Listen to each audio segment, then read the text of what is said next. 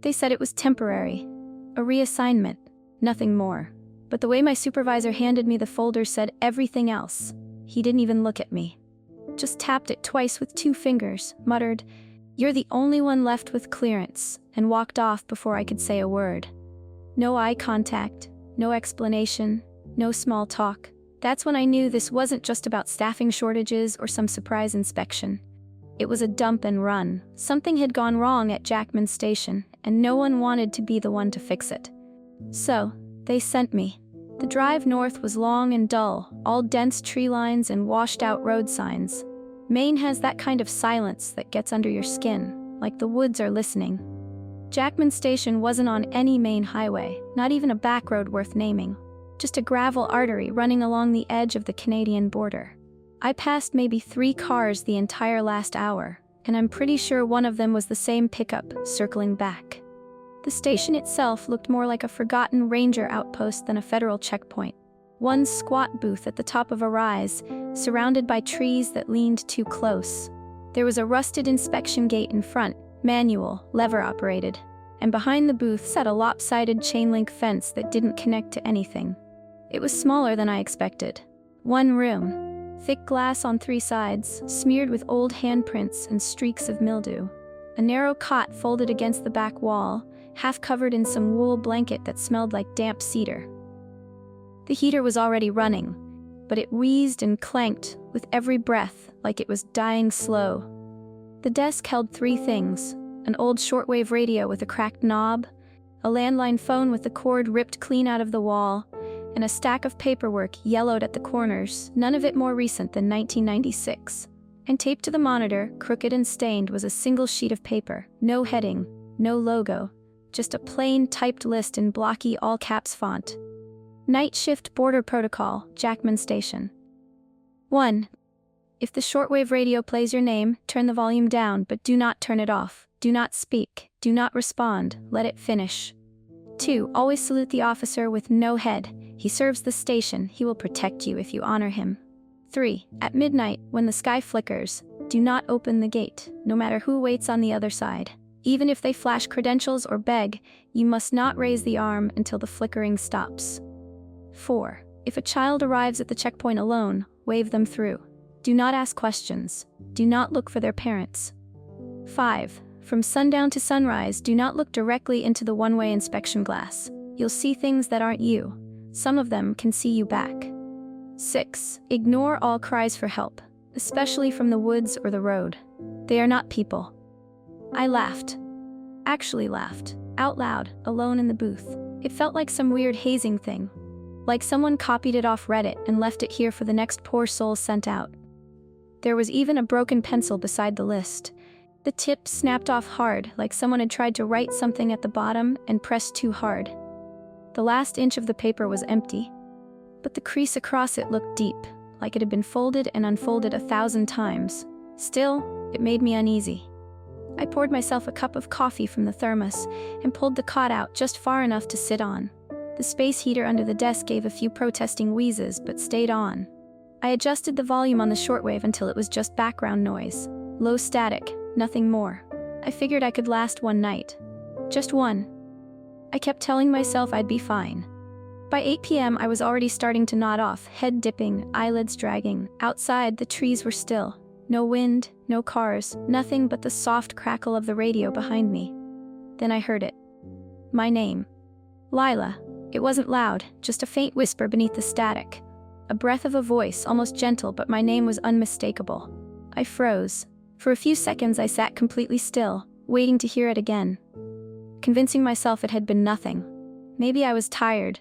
Maybe I was hearing wind through the booth's leaky frame. Maybe the heater was wheezing in a weird way. The radio crackled again.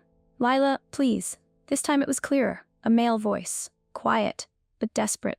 I reached toward the radio with slow fingers, hovering just above the volume dial. The knob felt cold under my skin. I hadn't touched it since I first turned it down to background static. My eyes flicked to the paper taped to the monitor. If the shortwave radio plays your name, turn the volume down, but do not turn it off. Do not speak. Do not respond. Let it finish. I turned the knob, inch by inch, until the voice dipped below a whisper. The static hiss softened, but didn't disappear. That's when it said the next part. "Come out, it's cold. I'm waiting." My stomach clenched. The voice had changed. Same cadence, same quiet tone, but this time, it sounded like someone I knew. My father, which made no sense, because my father had died 2 years ago. Cancer. I'd held his hand in the hospital when the monitor went flat. I knew that voice because it was the last one I ever heard call me by name with any love in it. It wasn't possible. I slid back into the chair, keeping my hands locked tight around my knees. I didn't speak. I didn't move. I just sat there and listened as the voice grew weaker, as if it was being pulled backward through a long, dark tunnel. "Lila, come out."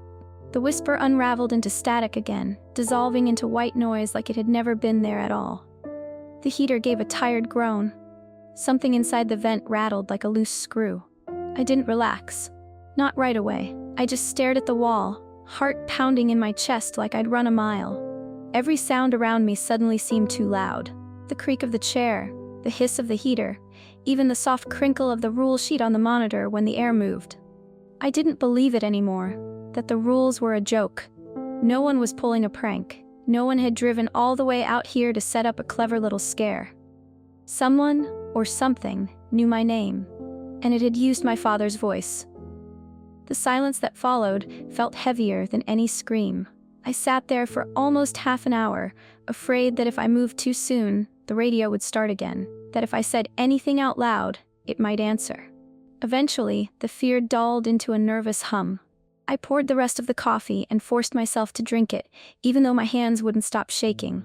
My breath left little clouds on the window pane. Rule 1. Survived. The next one would be harder. I could feel it. The radio stayed quiet after that. Every time it hissed, I jumped, but it never said my name again. Not that night. I kept it on, just like the rules said. The hum of static almost became a comfort after a while, like background noise in a motel room. I sat with my feet tucked under me, hands close to the space heater's weak breath, staring out through the windshield wide front pane. There wasn't much to see, just darkness and gravel. And the woods, always the woods. They leaned in from both sides like they were curious about me. Then, at 9:12, headlights appeared on the Canadian side. I straightened up. A vehicle approached, slow, deliberate. I reached for the clipboard beside the desk, the one where we were supposed to log crossings, even though I doubted anyone ever read it. As the car rolled forward, I felt the temperature drop. Not a metaphorical chill, a real one. The heater didn't change, but the air thinned, like something had opened a freezer behind me. My breath started fogging up the window. I squinted through the glass as the vehicle pulled into view. A patrol car. Clean. No dust. Brand new government plates gleaming in the headlights. The window rolled down. There was no face, no head at all, just a perfectly crisp uniform, pressed and buttoned, white gloves resting calmly on the wheel. Where the neck should have been, there was nothing. No blood, no flesh, just a smooth emptiness inside the collar. I didn't move at first. My thoughts spun out in a blur of disbelief.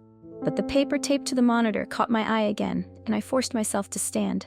Always salute the officer with no head. He serves the station. He will protect you if you honor him. My legs carried me outside on instinct more than bravery.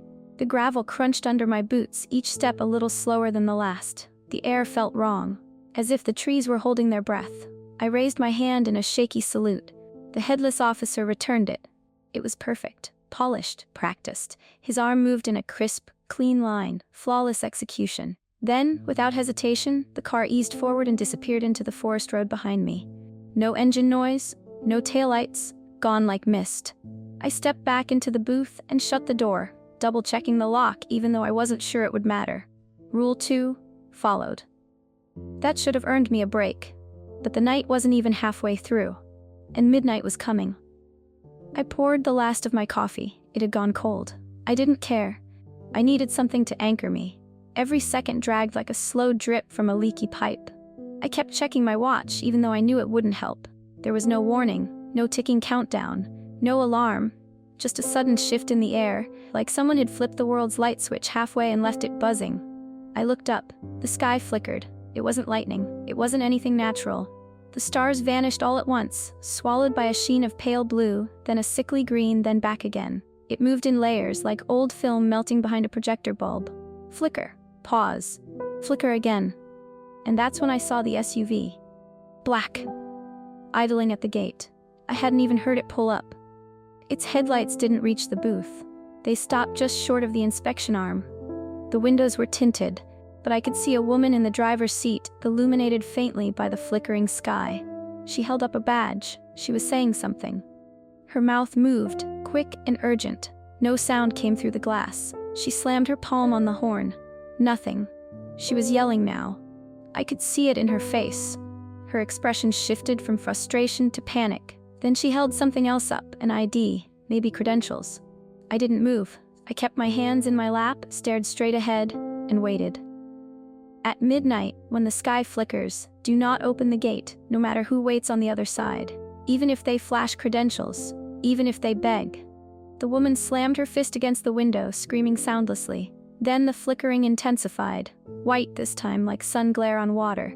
The SUV's engine cut out. Her face froze mid-scream, and then she vanished. Not the car, her. One moment she was there, the next the seat was empty. The vehicle sat still, lights fading slowly like they were being drained.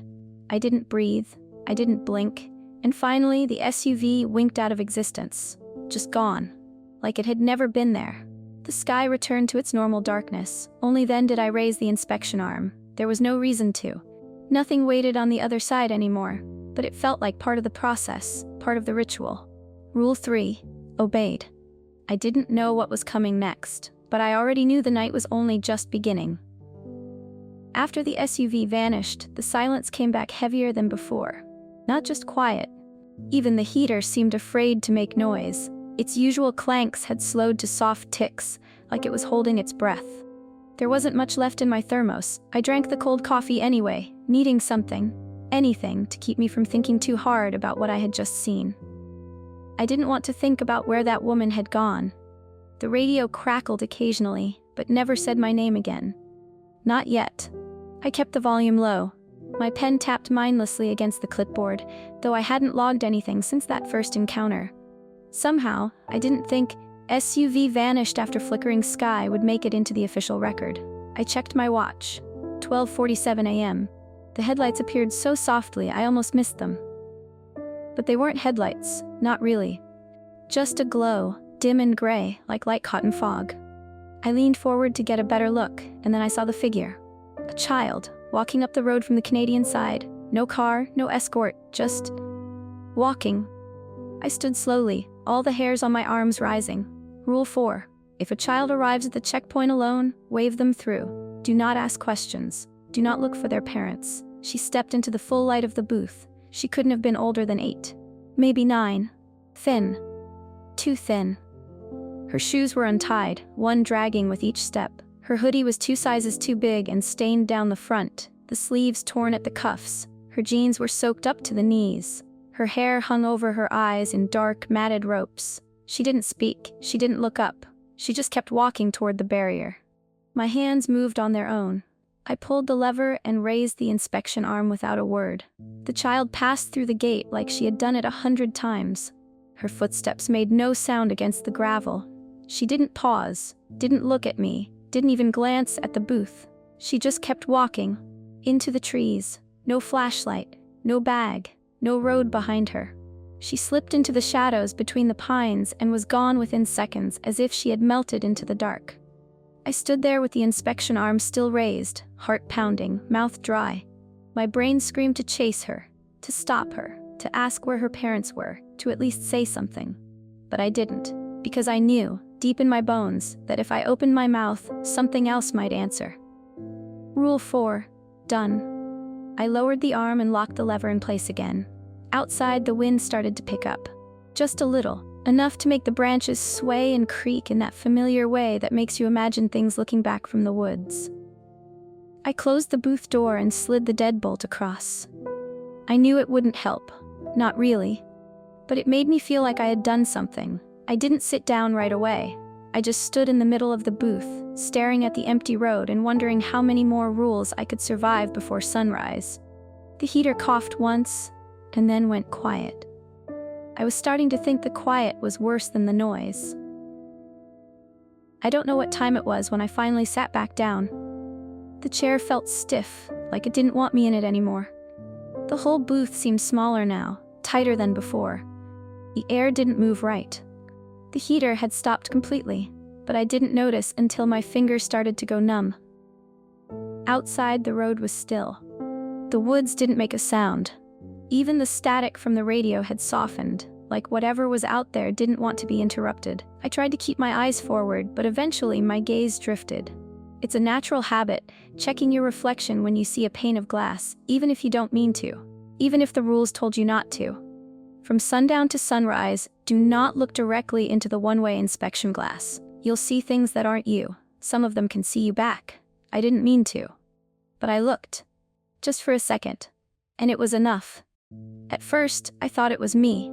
Same uniform, same posture. But the face wasn't mine. It was wrong. Bloated, pale, soaked. Like it had been pulled from the bottom of a frozen lake. The hair clung to the face in wet strands, and the lips were cracked and gray. Eyes too wide, too alert, and they were locked onto mine.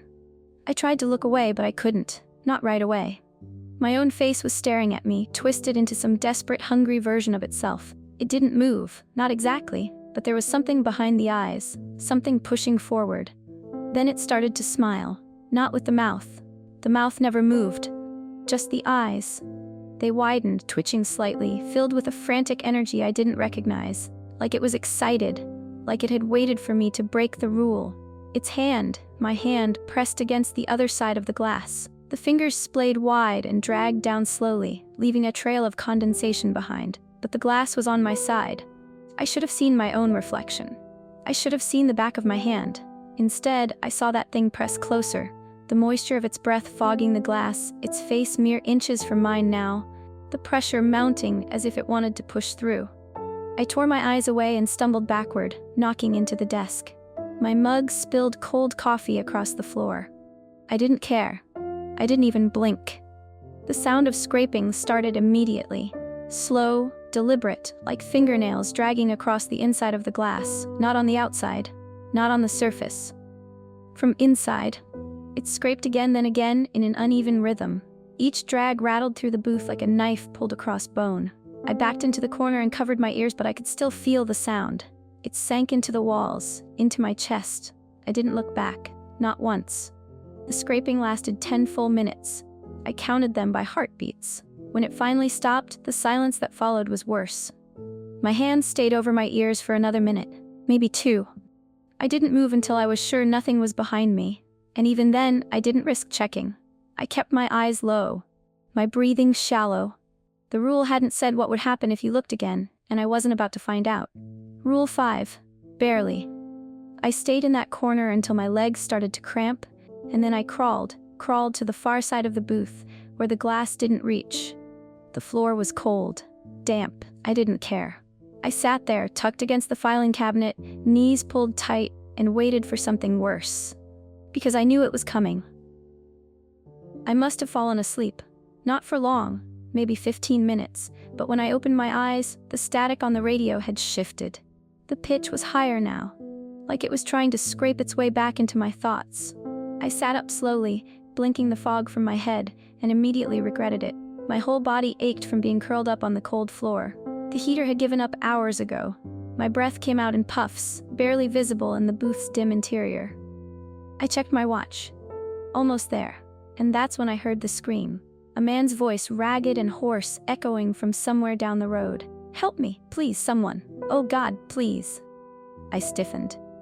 My heart dropped like a rock in a frozen lake. The voice was far away at first, calling out from the edge of the woods just beyond the gate. My hand reached instinctively for the desk, but I stopped short. Rule 6. Ignore all cries for help, especially from the woods or the road. They are not people.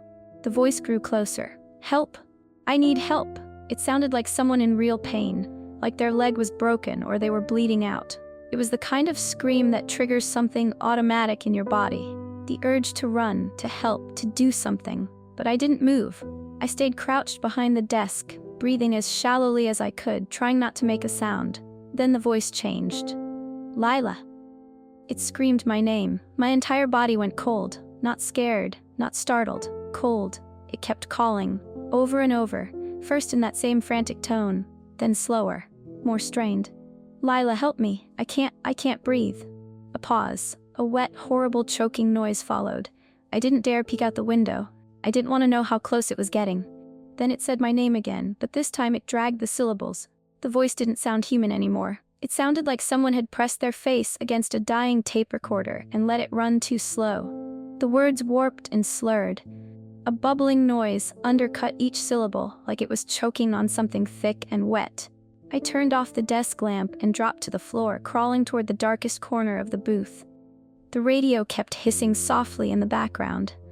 I curled up tight and clamped a hand over my mouth. I didn't move. The voice stopped talking after a while. It started making noises instead.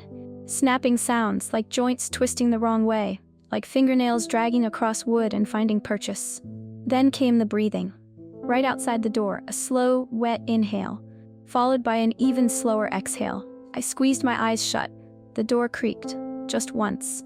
Then, silence. I stayed where I was until the first thread of sunlight cut through the trees and spilled across the gravel. Only then did I move. Only then did I breathe. Rule 6, survived. When the sun hit the tops of the trees and the birds started chirping like nothing had happened, I stood up on shaking legs. My clothes were damp from the cold. My arms and legs tingled with pins and needles. Outside, everything looked normal. The trees, the road, the booth. Like the night had been a fever dream, wrapped in shadows and static. I packed what little I'd brought, the thermos, the half-filled log sheet, the flashlight I never used. I didn't bother folding the cot. I didn't even turn off the heater. I just locked the booth behind me and started walking down the road toward the ranger station where I'd parked 3 miles south. The gravel crunched under my boots. The morning air was crisp, ordinary. About halfway there, I heard a vehicle behind me. A slow roll of tires over dirt. I turned just in time to see the patrol car approaching, the same one. The headless officer slowed as he passed me. I stopped walking and raised my hand. He returned the salute, just like before. Then the car continued on down the road, disappearing behind a bend. I didn't get another assignment after that night. No follow-up, no debrief, no emails. It was like the entire shift had been erased from the system. But a week later, I found something in my mailbox. A plain white envelope. No stamp. No return address, no name. Inside was a single sheet of paper. Same font, same formatting. It held one new rule. No explanation, no context. Just one more line on a list that was starting to grow longer. I know what that means. One day, I'll be sent back to Jackman Station. Alone. Watching the road. Waiting for the next rule to be tested. And this time, I might not survive it.